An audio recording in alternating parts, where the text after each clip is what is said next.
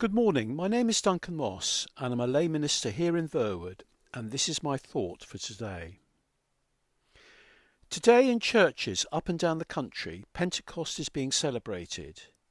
It is one of the major Christian festivals in the year and was the date when God sent his Holy Spirit upon his disciples in Jerusalem, who then started the Christian church. This happened approximately 1990 years ago, and so it could be said that Christianity is soon to be 2,000 years old.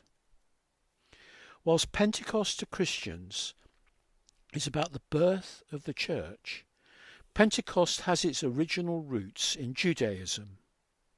It was one of the three major festivals of the year, which celebrates the time when Moses was originally given the Ten Commandments up on Mount Sinai many centuries earlier, from which the law was written into the books of the Hebrew Scriptures.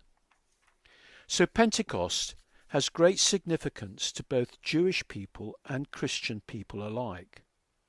Jewish people are sometimes referred to as peoples of the law, receiving the law on that day, whereas Christian people are often referred to as peoples of the Spirit, for they receive that energy and guidance and comfort that comes from the fact that God sent his Spirit to live with Christian people first on that day.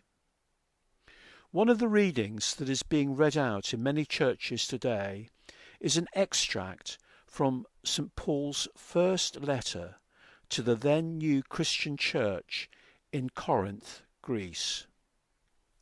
He wrote, "There are different kinds of gifts, but the same Spirit distributes them.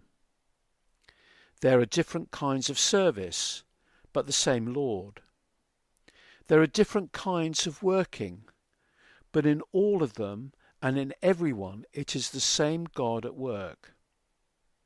St. Paul is reminding those in Corinth that God uses people in different ways. He desires people always to be their own individual personality, but with different strengths and weaknesses, and then uses that for different ends. He gives his different gifts to different people as he so determines based on that individual. And that is why different people serve God in different ways. For there are different types of service and different types of working. But the main point St. Paul is making is that despite all the differences, it is the same God who is behind all that. For all are the work of the one and same Spirit. There are many Christian people who believe that God is calling them to do good works for people in need, those who are marginalised, poor and helpless, and it is God who is supplying the abilities and energy by way of his Spirit to help those people work towards that. We can look back into history and see down the ages many who have achieved that, like those who opposed slavery, those who set up shelters and homes for the homeless, and hospices for those who are dying. Not so long ago there was a TV programme on the Bourneville Village in Birmingham. It was originally built over a century ago to provide decent housing for the workers at the Cadbury's factory.